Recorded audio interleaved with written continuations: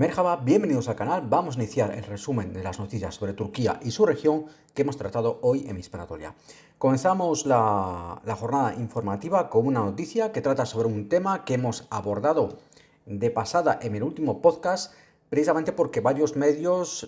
principalmente Bloomberg, pero otros medios internacionales habían hecho eco de este asunto, habían tratado la posible incorporación, la posible membresía de Turquía en los BRICS, en ese bloque que integran Brasil, Rusia, India, China y Sudáfrica principalmente, son los países fundadores, y que según apuntaba Bloomberg, y como repetimos, otros medios hicieron eco de esa noticia rápidamente principalmente en Occidente, Turquía habría presentado ya oficialmente su petición para formar parte de ese bloque, especialmente después de que Azerbaiyán lo hiciera en el pasado agosto, y sabemos que Turquía y Azerbaiyán tienen estrechos lazos. Bueno, ayer precisamente en el podcast, en este mismo podcast, planteábamos que no teníamos confirmación oficial por parte del gobierno turco, y hasta que así no fuera, no íbamos a dar esa noticia por cierta, por válida. Pues bueno, efectivamente, a última hora de ayer, lo que pasa es que no pudimos tratar esa noticia hasta esta mañana. A última hora de ayer, varios medios hacían eco en Turquía de unas declaraciones hechas por Ömer Çelik, ex ministro de Cultura y Turismo de Turquía, y actualmente desde hace ya varios años portavoz del Partido de la Justicia y el Desarrollo, que como sabréis es el AKP, es el partido liderado por el presidente turco Recep Tayyip Erdogan. Bueno, pues Çelik daba tras una reunión de la ejecutiva central del partido, Çelik daba ayer por la tarde una reunión en Ankara, en la capital turca, en la que a preguntas de los periodistas precisamente sobre este tema, sobre estos rumores, estas informaciones de que Turquía podría estar buscando incorporarse a los BRICS, Çelik confirmaba la noticia y decía que el proceso efectivamente estaba en marcha, que hay un deseo real de Turquía de formar parte de los BRICS, que hay un deseo real, un interés real de Ankara en integrarse en esta organización, y decía que el proceso está en marcha, pero sin que hasta ahora haya novedades al respecto, es decir, sin que por parte de los BRICS, de ese bloque de economías en desarrollo que fue fundado en 2010, haya una confirmación, haya un visto bueno oficial, por lo menos, de ese interés de Turquía de unirse al bloque. Sí que es verdad que países como Rusia ya habrían mostrado su interés en que Turquía forma parte, y habrían visto con buenos ojos que Turquía entre a formar parte de los BRICS. Pero, repetimos, no hay por ahora ninguna posición oficial. De hecho, comentábamos en este mismo podcast anteriormente que durante la jornada de ayer, el vicepresidente ruso Yuri Ushakov, lo comentábamos, que habíamos hablado del tema más brevemente a través de nuestro perfil en Twitter. El vicepresidente ruso Yuri Ushakov había confirmado que el presidente turco Tayyip Erdogan va a asistir a la próxima cumbre de los BRICS, que se celebra a finales de octubre en la ciudad rusa de Kazán, y que esta asistencia habría sido planteada por el presidente ruso Vladimir Putin, se lo habría planteado, habría hecho esta invitación a Erdogan, y que Erdogan habría confirmado su asistencia. Estos son únicamente fuentes rusas los que lo han confirmado. No hay ninguna declaración tampoco oficial al respecto, por lo menos que nosotros conozcamos, por parte de Turquía, pero esto vendría a confirmar que Rusia efectivamente ve con buenos ojos esa posible incorporación de Turquía a los BRICS. En cuanto a las razones que tendría Turquía para este interés en los BRICS, de acuerdo a las informaciones a las que hemos tenido acceso a través de distintas fuentes y a las propias informaciones que ha publicado en los últimos días Bloomberg sobre este asunto, citando fuentes de Turquía relacionadas con el proceso de negociación entre Turquía y los BRICS, parece ser que Ankara estaría buscando no alejarse de Occidente, como han planteado algunos medios al hacerse eco de esta noticia, no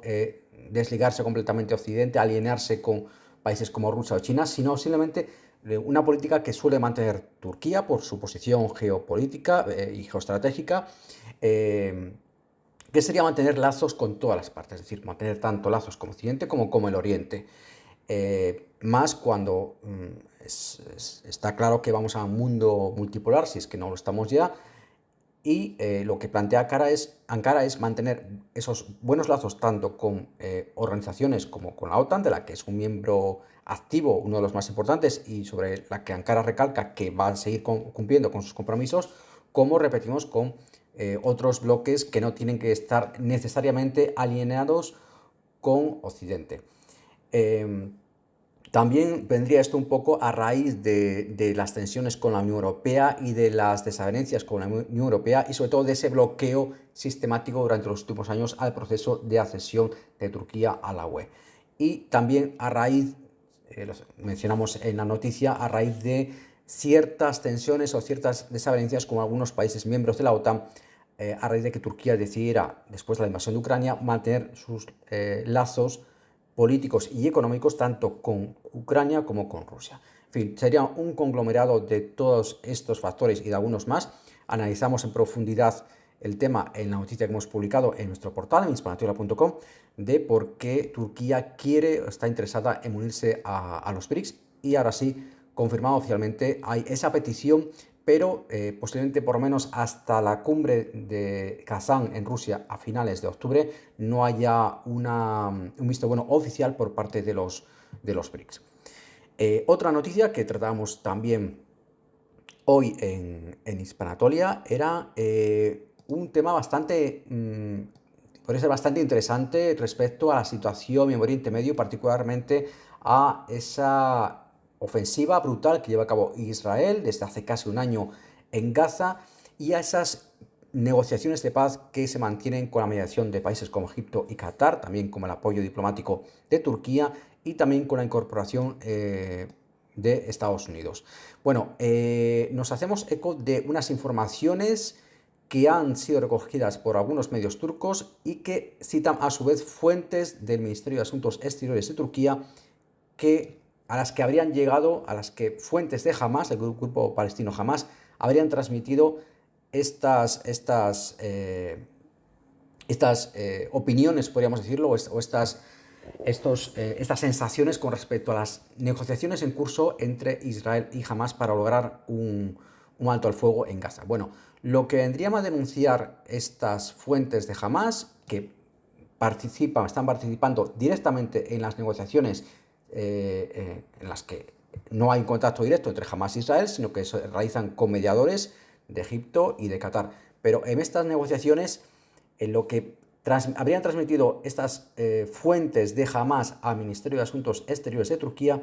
es que ahora mismo el principal obstáculo para lograr un acuerdo de paz sería el propio Netanyahu. Plantea estas fuentes que, en primer lugar, Netanyahu estaría presentando continuamente nuevas condiciones cada vez que se alcanza un acuerdo, que se logra pasar a un siguiente punto en esas negociaciones. Netanyahu o la delegación israelí, o la que obviamente obedece al gobierno de Netanyahu, volvería hacia atrás a cosas que ya se han acordado incluso meses atrás, en mayo, en julio, y volvería a plantear nuevas condiciones, con lo cual estas fuentes de Hamas manifiestan que está siendo una labor prácticamente imposible y que incluso dicen están perdiendo la esperanza de poder llegar a un acuerdo que ponga fin a la ofensiva. Repetimos, nos hacemos eco de estas declaraciones que han salido en los medios de comunicación citadas por el Ministerio de Asuntos Exteriores de Turquía. También estarían planteando que la amenaza velada planteada por Estados Unidos de retirarse de las negociaciones si en un plazo de 2 semanas no se llega a un acuerdo estarían contribuyendo más a que Israel ponga sus condiciones sobre la mesa y que no se pueda llegar a ningún tipo de acuerdo. Denuncia Hamas que no existe ahora mismo ningún tipo de presión por parte de Estados Unidos sobre Israel, y que Israel está además poniendo condiciones como incluso, por ejemplo, lo que sería el control del corredor Filadelfia en la frontera entre Egipto y Gaza, que están creando tensiones no solo con Egipto, sino dentro incluso de círculos políticos y militares de Israel, donde ya hay muchas voces críticas dentro de Israel, insistimos, que están diciendo que Netanyahu no está interesado en ningún acuerdo para devolver a los rehenes a casa, para devolverlos a casa, para que vuelvan esos rehenes, ese cerca de centenar de rehenes israelíes, vivos o muertos, que aún quedarían en manos Hamas. Y muchas voces, como por ejemplo el exministro de Defensa israelí, Efraín Esner, ya comentaba, por ejemplo, que lo que se puede usar únicamente de las decisiones de Netanyahu es que no quiere traer a los rehenes a casa. Otros, como el activista israelí, nacido en Estados Unidos, Gershom Askin, también decía en declaraciones al Washington Post que el gobierno israelí, está intentando vender a los israelíes, a la opinión pública de Israel, como si hubiera unas negociaciones de paz en marcha con Hamas para devolver a los rehenes, para conseguir su liberación, cuando en realidad no existen negociaciones reales, sino que hay parece una especie de juego político por parte de Netanyahu para ganar más tiempo mientras prosigue la ofensiva en Gaza. Esta noticia también la tratamos más ampliamente en el portal. Realmente os invitamos a echarle un vistazo porque analizamos todo lo que es la situación actual de las negociaciones entre Israel y Hamas y cómo están llegando a un punto en que no hay realmente voluntad por parte del gobierno israelí de llegar a un acuerdo. Mencionar también, por cierto, una noticia que publicamos el pasado domingo, hablando de turismo y de cultura y de más concretamente historia, una noticia en la que hacíamos mención a la exposición que se ofrece, en el Museo Arqueológico de Kocaeli, al noroeste de Turquía, sobre un relieve que muestra a dos emperadores romanos, Diocleciano y Maximiano, abrazándose. Es uno de los primeros relieves de este tipo en el que se muestran a dos emperadores de la tetrarquía que gobernó durante los siglos finales del Imperio Romano. Es un relieve muy interesante que se descubrió precisamente a raíz del gran terremoto del Mármara del 1999, que asoló el noroeste de Turquía, dejó casi 20.000 muertos, y durante unas obras de demolición y reconstrucción en un barrio de la ciudad de Izmit, también llamada Kocaeli o Izmit, es donde se encontraba en la antigüedad la antigua Nicomedia, fue una de las capitales del Imperio Romano precisamente durante la tetrarquía, fue la capital del emperador Diocleciano. Pues en estas obras se encontraron en el año 2001 varias piezas de un interesante relieve, de un gran valor histórico, que se expone actualmente en el Museo Arqueológico de Kocaeli. Es un relieve muy interesante que os animamos a poder visitar, si podéis, en persona, yendo a Turquía, pero si no es así, tenéis vídeos e imágenes muy interesantes en esta noticia que tratamos, repito, el pasado domingo en hispanatolia.com, que es el día en que solemos tratar más noticias relacionadas con cultura y con turismo. Y yendo ya para finalizar más brevemente a aquellas noticias que tratamos de forma, valga la redundancia, más breve en nuestro perfil, en la red social X, mencionar, por ejemplo, un vídeo que hemos publicado sobre el recibimiento al presidente egipcio Abdel Fattah al-Sisi en el Palacio Presidencial de Ankara por parte del presidente turco Tayyip Erdogan. Allí fue recibido al-Sisi. Sí que es verdad que Erdogan fue a recibirlo al propio aeropuerto de Semboga, en Ankara, igualando el gesto que tuvo tuvo al-Sisi cuando Erdogan fue a visitarlo a Egipto. También fue recibido en el aeropuerto de El Cairo en persona por el presidente egipcio. Tenéis el vídeo, como decíamos, en nuestro perfil, en la red social X, de cómo transcurrió esta ceremonia y esta primera bienvenida, de la que es la primera visita del presidente de Egipto a Turquía desde su llegada al poder en 2013, cuando derrotó al presidente electo Mohamed Morsi. Y también mencionar más brevemente otra noticia a la que nos hacíamos eco a través de nuestro perfil en X, que es la preocupación que existe entre la minoría turca, la amplia minoría turca residente en Alemania, por el auge de la ultraderecha, especialmente tras la victoria que ha conseguido el partido Alternativa por Alemania en las recientes elecciones legislativas en varios estados del este de Alemania, de la antigua Alemania prosoviética. Allí en estados como Turangia,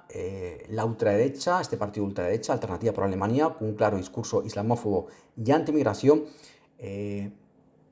ha ganado por primera vez la ultraderecha en un estado, en un Länder alemán, por primera vez desde la Segunda Guerra Mundial, desde la época de la Alemania, de la Alemania nazi. También en la vecina Sajonia, otro estado, otro Länder que perteneció a la antigua República Democrática Alemana, a la Alemania del Este. Esta formación ha quedado en segundo lugar, pero en Turingia han quedado en primer lugar con prácticamente un tercio de los votos, y muchos inmigrantes, pero también muchos turcos que viven durante 2 o 3 generaciones en Alemania, están mostrando su preocupación porque creen que esto va a hacer que los ataques de racismo que han venido sufriendo esta comunidad durante los últimos años, si no décadas, que han ido creciendo en los últimos años. Turquía ya ha mostrado muchas veces esta preocupación, lo hemos tratado en hispanatolia.com. Temen ahora que esta victoria haga que aumente la xenofobia, especialmente contra los inmigrantes no europeos y contra los musulmanes, y de hecho están viendo ya que muchas personas que quizás antes no se habrían atrevido a decir que abiertamente que votaban por este partido de ultraderecha, por Alternativa por Alemania, ahora ven como muchos abiertamente lo dicen, lo reconocen incluso con orgullo, y muchos inmigrantes en Alemania están ya planteándose incluso trasladarse a estados, a Länders del oeste, para evitar este clima, esta tensión que puede llegar a raíz de la victoria de este partido ultraderechista en Alemania.